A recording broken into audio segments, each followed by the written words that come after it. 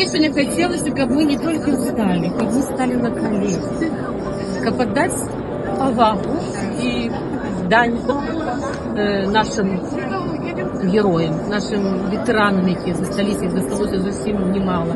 І ведаеце, приїхавши додому, я обов'язково закажу молебен у костюлі, у церкві, тому що це важно. Ну и, конечно, это гонор.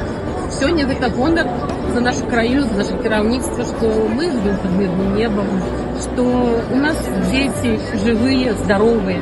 Тому, вот такие эмоции.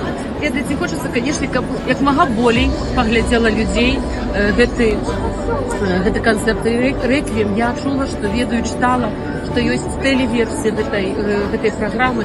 Таму вельмі хацелася, каб яе абавязкова пракруцілі ў школе, у школах нашим студэнтам. І сёння ў зале вялікая колькасць моладзі, і гэта вельмі важна.